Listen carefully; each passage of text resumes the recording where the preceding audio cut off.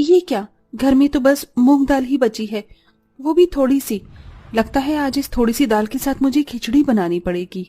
अनिका घर में बची थोड़ी सी मूंग दाल लेकर उसमें चावल डालकर उसे भीगने के लिए रख देती है और थोड़ी देर बाद चूल्हे पर उस दाल और चावल की खिचड़ी बना देती है।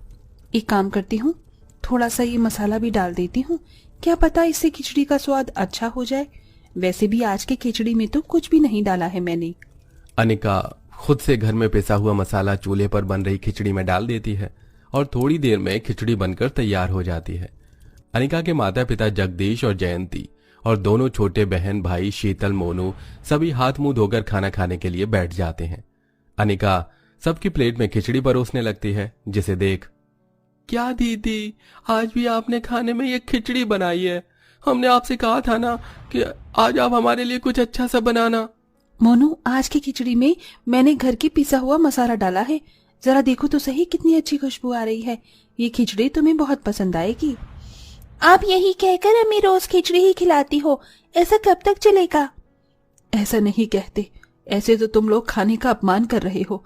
चलो चुपचाप से खिचड़ी खा लो। अपनी माँ जयंती के समझाने पर दोनों बहन भाई चुपचाप से खिचड़ी खाने लगते हैं। अपने परिवार को यूं चुपचाप से खिचड़ी खाता देख अनिका को मन ही मन काफी बुरा लग रहा होता है।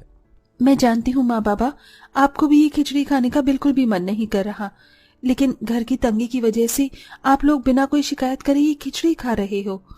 अनिका बड़ी मुश्किल से सबके सामने अपने आंसुओं को रोक पाती है। अनिका के पिता जगदीश घर चलाने के लिए फैक्ट्री में मजदूरी का काम करते थे, वहीं जयंती लोगों के घरों में बर्तन धोने का। लेकिन इतनी मेहनत करने के बाद भी दोनों पति पत्नी मुश्किल से चंद रुपए ही कमा पाते थे और उन चंद रुपए में इस परिवार को हर रोज खाने में सिर्फ खिचड़ी ही नसीब होती थी। भले ही अनिका हर रोज अपनी रसोई में खिचड़ी बनाती हो, लेकिन अनिका की खिचड़ी खाने में काफी ज्यादा स्वादिष्ट होती है। ये क्या, मैंने जो 2 महीने पहले कुछ सब्जियों के बीज बोई थी वो सब तो उगने लग गईं। इसका मतलब आज मैं सबके लिए सादी नहीं बल्कि सब्जी वाली मसालेदार खिचड़ी बना सकती हूँ। अनिका आंगन में उगी हुई सारी सब्जियों को तोड़ती है और आज सबके लिए सब्जी वाली मसालेदार खिचड़ी बनाती है, जो अनिका के परिवार वालों को काफी पसंद आती है। अरे अनिका बेटा, ये सब्जी वाली मसालेदार खिचड़ी तो काफी बढ़िया बनी है। तुम्हारी कल वाली बनाई हुई सादी खिचड़ी से भी बहुत ज्यादा स्वादिष्ट है। हाँ दीदी, आज की खिचड़ी तो हमें भी बहुत अच्छी लग रही है, थोड़ी सी और दो ना। अपने घर वालों को अपनी बनाई हुई खिचड़ी पसंद आता देख अनिका काफी खुश होती है, जिसके बाद अब जब भी अनिका के पास ठीक ठाक पैसे होते हैं तो अनिका कभी सब्जी वाली खिचड़ी, मसालेदार खिचड़ी तो कभी मिक्स दाल की खिचड़ी बनाती और जब पैसे नहीं होते तो सादी खिचड़ी ही बना देती। लेकिन इस रोज रोज की खिचड़ी वाली रसोई में खिचड़ी तो काफी बढ़िया ही बनती। ऐसे ही एक दिन पूरा परिवार खिचड़ी खा रहा होता है कि तभी वहां उनकी पड़ोसन कमला आती है। लगता है मैं गलत समय पर आ गई, आप लोग खाना खाइए, मैं बाद में आती हूँ।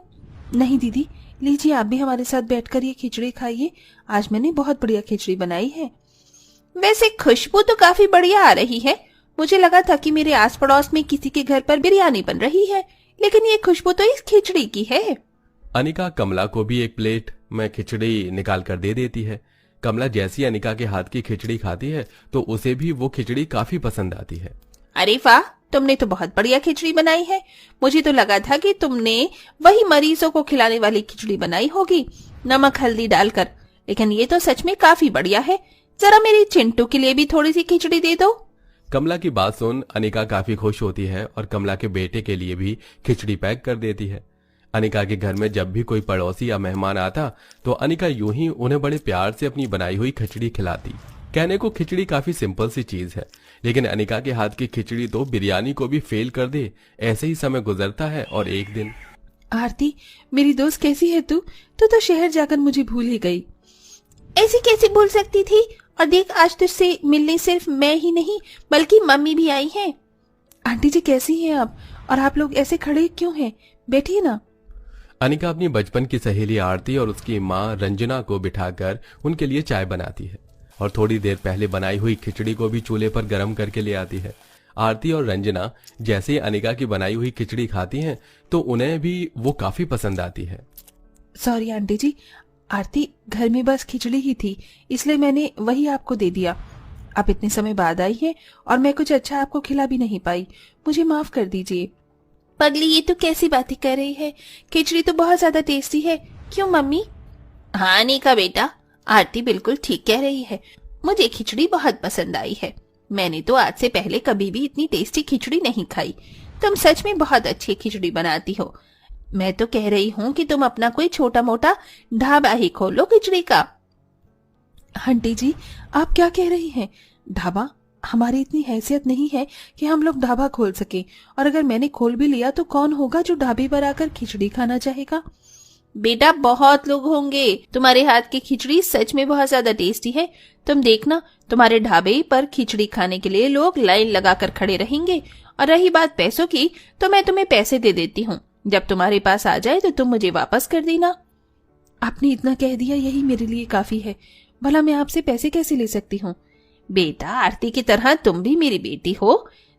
और भला एक माँ अपनी बेटी की मदद नहीं कर सकती?